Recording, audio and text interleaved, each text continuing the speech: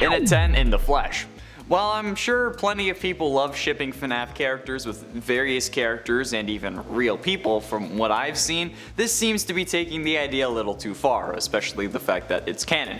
The issue I find with this is that this story of In the Flesh is basically an mpreg fanfic about MatPat, and honestly I didn't even know what that meant, and I had to have my sister explain to me what it meant. Basically, the story involves a character named Matthew getting impregnated with a mini Springtrap, which is apparently actually Springtrap and not Plushtrap, which makes no sense, after making a VR game about Springtrap getting his revenge. But the Springtrap AI he creates ends up having his creator's agony poured into it, resulting in it going nuts and spawning like 100 other versions of himself, like of more Springtrap AIs, just so that the original Springtrap would have something to kill when nobody was playing the game. Yeah, it's certainly a confusing point for the FNAF story, and honestly, while it may be useful to think about how this may impact security breach and the whole Gregory Hines in the stomach thing, I honestly never needed this in my life. So, thanks Scott, that seared in there that I can't imagine what it's like for Matt. And at 9, Sea Bonnies. Mott and his little brother Rory go to Freddy Fazbear's Pizza for a birthday party Rory was invited to. Mott finds his crush Theresa there at the party, and the two have a conversation until Mott teases Rory by saying that he looks like a sea monkey. So Rory decides to get revenge on him by using his tickets to buy Sea Bonnies, animals sold by Fazbear Entertainment that resemble sea monkeys. So they're just sea monkeys, but rebranded basically. But then, after his little brother pulls this Mott goes to get a CAT scan, and they find tumor-like clumps of sea bonnies all over like the inside of his body. Later that night, Mott also sees that his skin is turning a translucent pale blue. He quickly jumps out of his bedroom window and runs to the hospital in the pouring rain as his skin becomes more and more translucent. He accidentally tears a chunk of his flesh out by scratching it too much, but he sees in the light that it is actually a mass of sea bonnies and then throws them to the ground. This whole story is really unnecessary, and I have no idea why it was created and why they thought to include this freaking nuts thing in the story. Like, what do sea monkeys have to do with FNAF? Why?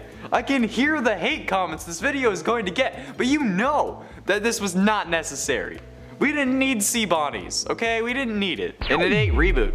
The whole rebooting FNAF thing was actually a good idea. It was very needed since the series is probably the most confusing series that we've ever looked at, or that I've looked at seriously. But they messed it all up when in reality it wasn't a reboot, because everything we had seen in the games had still actually taken place. The fact that this causes more issues than it solves is one of the reasons it was so unnecessary. The main question we have now is what is real and what isn't, since technically any game in the series with the exception of Help Wanted could in essence be a game made by Scott who canonically inserted himself into the lore just under a different name. But by doing this, it caused everything we thought we knew about the series to be questioned, while also relying on that information going forward. So, like, what do we do? Everything could be fake, but that's all we know about the series. How do we handle this situation? Unless the games want to reveal what the secret games that Scott's in-universe version made. Like, god damn it, Scott! And at 7, Candy Cadet. Candy Cadet first appears in FNAF 6 and tells us one of 3 stories, all with the same theme. The theme of 5 things becoming one thing, 5 keys melted down into one, 5 kids sewn together into one coffin, which is a whole other can of worms that we can talk about later, or 5 kittens sewn together for one shoebox. Either way, they all have the same idea of 5 things becoming one thing, and at the time we thought that it was about Ennard and the Fun Times, but we couldn't really fit the numbers. But then we remembered that in the Twisted Ones novel, William ends up melting down the original 5 endoskeletons to help make the Fun Times and give them life, which is what we figured Candy Cadet was actually referencing when we talk about 5 things becoming one thing, 5 animatronic endoskeletons becoming one massive remnant. But the problem is, this was literally a game after Sister Location, okay? We had already figured it out by that point, and Candy Cadet didn't help with anything we didn't already know aside from maybe showing a couple things that would literally mean nothing at the end of the game since everyone burned. Like, Candy Cadet is legit just there to creep you out, because he adds nothing of value to this game, and a game all about tying up loose ends This was unnecessary. And at 6, Into the Pit. While Into the Pit was the first ever Fazbear Frights book to make a splash in their own title, adding the whole concept of time travel is probably one of the worst things that this already complicated series could have done. Like, we don't know the actual true timeline of events to begin with, let alone if we have to add time travel to this bitch. Like, the only reason I think that Security Breach might take place this year is because of Into the Pit, which, if it hadn't existed, wouldn't have caused so many issues. Like, adding time travel into this series just makes everything more complicated. And it's something that we should all fear, because technically, everything could happen at once now in a sense. Like, William could be the same age in the first game and in the last game, just thanks to time travel being added. Oh, and the whole glitch trap might be able to time travel and has already possessed YouTube thing. Yeah, that's also probably going to cause issues, because of course it is. But seriously though, like, for real? Time travel? Really, Andrea? Like, that's what you had to come up with, or did Scott suggest it? And either way, Scott, why did you approve it now? Because the timeline is messier than my apartment. And I'm moving soon, so you know it's messy. Halfway through into number 5, Cyber Chase. This whole glitch trap wants to escape the game BS is ripped straight out of Scooby-Doo and the Cyber Chase. The best Scooby-Doo movie, by the way. At least the best direct-to-video. That's right, Zombie Island, I'm coming for your wig. Either way, the idea that glitch trap is trying to escape into the real world is yes, interesting, but also messy, resulting in one of the most damn frustrating characters in the series. Like, what the hell? Who is this guy? Michael Myers? Just let him die already, Scott. You introduced Vanny to be a new killer. You made her be controlled by William. Like, why? Why can't we just have some level of normacy in a series about robots possessed by kids with extreme emotions? Like, why couldn't we just get a copycat killer who found them inspiring or something? Like, why did it have to be secretly controlled by him? God damn it, bro. This series could have had an out, something that would have made things easier and relaxing. And if we're looking forward to it, they would have provided a soft reset on the game so we can try to catch that shiny. But this time it didn't happen. We got trolled. It was a shiny that turned into a non-shiny Zorok. If you understand that, you must have watched me when I was shiny hunting on Twitch, because it's a Pokemon thing. And at 4, FNAF AR. FNAF AR is not the dumbest FNAF game we've ever seen. FNAF World. But rather probably one of the most annoying lore and logic wise. Since, you know, why are you sending out robotic versions of your damn killer to families to try to repair your reputation? And why does this game take place this year and involve conversations about Security Breach if that isn't supposed to take place until years afterwards? Like, what the ever-loving is causing this absolute idiocy? This is one of the reasons that FNAF is impossible to solve. Not only that, but they also had unreleased, unused Faz facts within the game files. Like, if you're going to confuse me this much, at least give me something to chew on like that. I don't want to go digging through the game files, or have to wait for other people to do it and then be allowed to share what they find on the Reddit. What the heck is your Lord Jesus supposed to do in the meantime? Just cry? Probably, but like, come on, FNAF AR has some of the most absolutely ridiculous points, and you gotta agree with me on that. How is Shadow Bonnie in the game and not Shadow Freddy? How do the dates not line up? Why is anything this way in this series? How are they sending out versions of their killer when they haven't found Springtrap yet? Because it's 2 years away. Getting close to the end, and at number 3, 30 years later. Time jumps are always annoying if I'm being honest. Okay, well, time jumps that have an impact on the timeline, instead of something like Harry Potter's 19 years later epilogue. I'm talking more like Endgame 5 years later kind of thing. The time jump though between the second and third games in FNAF is arbitrary and quite frankly didn't help the series. Like, I get that it was supposed to explain why William was run down and whatnot, but then it only served as another question as to how William was able to survive for 30 years. And it got answered in the Man in Room 1280, but it took ages. This time jump also makes things more complicated timeline wise now, since if this is after FNAF 1's location closed, we would end up having a gap between the events of FNAF AR and FNAF 3, like I just said, which doesn't make any sense timeline wise, and even if FNAF AR comes after it, it doesn't help. It's ridiculous, and it's seriously something that didn't have to happen. It was just to try and close out the timeline in a similar way to like Back to the Future, I think, since Back to the Future remained ever popular, especially in 2015, since the second movie set itself in the future, and we got to see how close they got to actually what the future was like, and I think that's what Scott was trying to do with the whole 30 years later thing, but you didn't need to do that, Scott.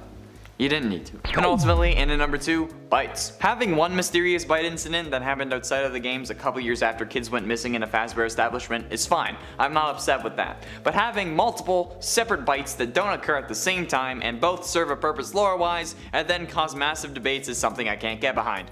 This is the kind of thing that Reddit wars are fought over, and they have been. And honestly, I don't even know if they stopped. This damn game takes place in 1983, but when you look up the bite of 87 on Google, you get pictures of this moment from FNAF 4. Like, for God's sake, Scott, it's like you wanted us to tear each other's throats out. Like you're being controlled by some evil spirit that gained control over your mind after you tested out a VR game for a company as an indie game developer maybe. Oh my god, Scott is possessed by Glitchtrap. Okay, no, seriously, what the hell is the deal with the multiple bites, bro? Just like honestly, no judgment. I just want to know what the thought process was behind this executive decision. Were the shareholders consulted? Like why not? Why weren't we consulted? I'm not a shareholder in FNAF. But hit me up if you want to talk. Finally, in at number 1, Resurrection. The worst plot point in all of FNAF. Ignoring 30 years later, ignoring the multiple bites or the inconsistencies and the pointless additions, the worst plot point in all of FNAF is giving Afton more lives than a goddamn cat. Like seriously, why? This guy deserves to die, so just let him die already. You had the perfect out. Like I said at the top of the list, you could have passed on the torch, and in some instances, quite literally, had the role of cat and mouse to move characters. We don't need more William, okay? We've had him for like 7 games at this point. We need something fresh. The Vanny concept was cool, but now she's just controlled by William instead of another psychopath, which makes it feel less cool, less real. Hell, I'd even take the revelation that it's just like the Fazbear company that's cursed, and it leads people to kill kids in their establishments, as long as it's not William. Like maybe William was the one who started the concept of the legend, but something that isn't William that drives other employees to kill would be a cool way for the story to go. And it could open up a load of different avenues. Please, let us kill him. And leave it there. And at 10, the man in room 1280. The man in room 1280 serves as a way to explain how Afton was still alive after being starved and dehydrated for 30 years after getting his body shoved full of robotic parts, basically everything else. He was possessed by the spirit of one of his victims, more specifically the one you should not have killed. The true identity of the spirit remains largely debated still, however I personally believe that it's intended to be Crying Child. And as he is the one that makes the most sense from a literary standpoint, and because he wouldn't be able to possess anything else in the hospital other than his father if he truly did possess something. No way he could have possessed Golden Freddy unless they brought the animatronic to the hospital, which would have been incredibly insensitive, especially given Golden Freddy may not even have existed at the time. In short, the man in room 1280 serves as my evidence for an I told you so about William being alive post FNAF 3 and in the Springtrap suit, therefore he didn't count as an animatronic. So, I told you so, or if you prefer more formal, I informed you thusly. And at 9, Reboot. While the fact that the series was rebooted was also on the most confusing plot points list, the rebooting of FNAF was honestly very needed in the grand scheme of things, because let's face it, the story is confusing as hell. And a reboot meant to streamline the story and make it comprehensible would be very beneficial to, yes, the current fans, but also any new fans who want to enjoy the series but are scared thanks to its intense and extensive lore. Cause no YouTubers are helping. We just talk about how bad it is. Now, is what we've got going on in VR a real reboot? No.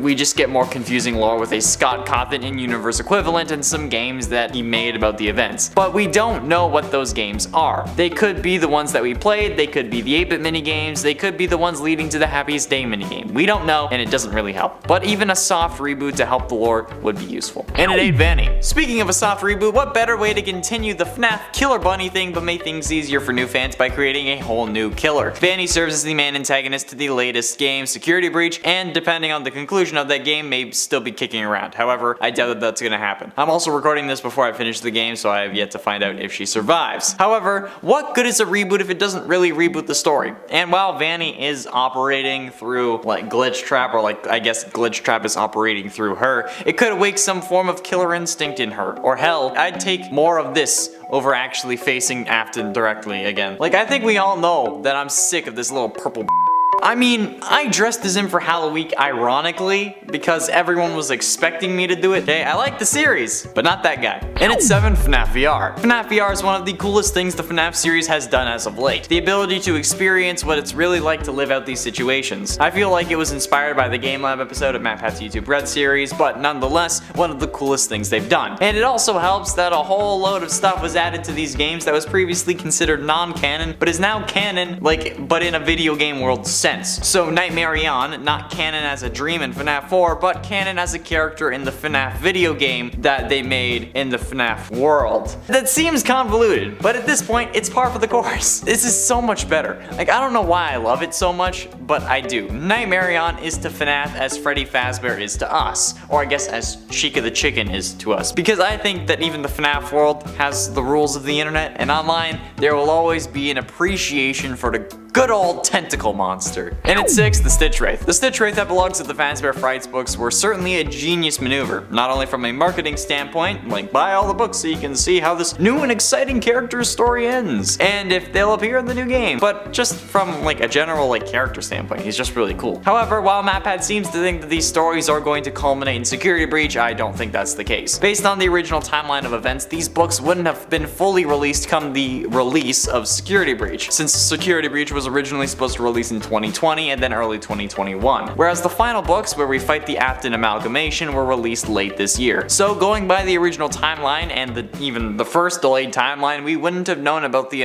Afton amalgam while Security Breach originally came out. So instead, I think that it's going to be saved for a future game if the successor to Scott wants to go that route. Instead, I think that we may only get a cameo from the Stitch Wraith, but it's still a cool way to introduce someone who isn't goddamn Afton into the games. Or even just the series in general. Just no more Afton!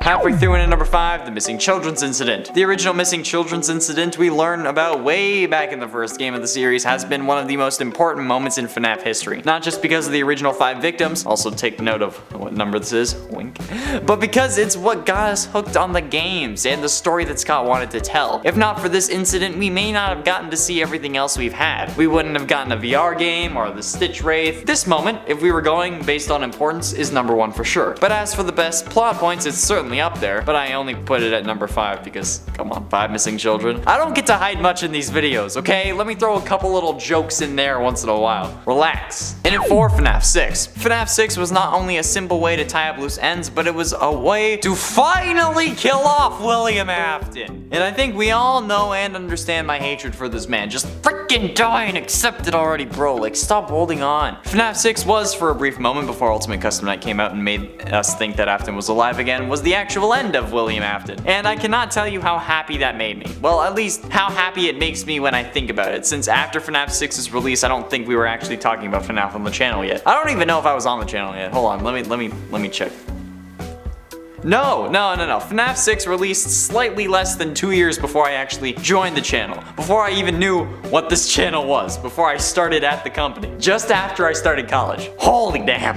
Thinking back to that time makes me happy, since William, for a brief moment, is finally dead. Getting close to the end in number 3, toy animatronics. The toy animatronics may not have really done much overall for the customers or for the series, but it's still one of the best things the company could have done overall. Not for the internet reason, but because if it hadn't have been installed by a serial killer, the facial scanning through a criminal database that the toy animatronics were designed to do would probably have worked and would have helped to restore the company's reputation. This would have saved them and helped to prevent the rest of the killings from happening, aside from the first 5 at least. So sorry, but the rest would be fine. But it was still the best decision that the company made both at the time and apparently since, because now they think it's cool to ship out versions of their dead serial killer's animatronic while calling him Springtrap, and they know the animatronics are acting funky. So they're like, yeah, let's send out a serial killer too. The toy animatronics are the only good decision that Fazbear Entertainment has ever made. If only Afton wasn't the suit technician. But ultimately, in at number 2, Remnant. Remnant is the combination of metal and I guess the power of extreme agony. The power of that intense emotion merging with metal, when melted down, becomes Remnant. At least that's the easiest way I can describe it. It's like Damascus steel, but instead of being tons of layers of steel mashed down on itself, it's steel and souls. But not really souls. Anyway,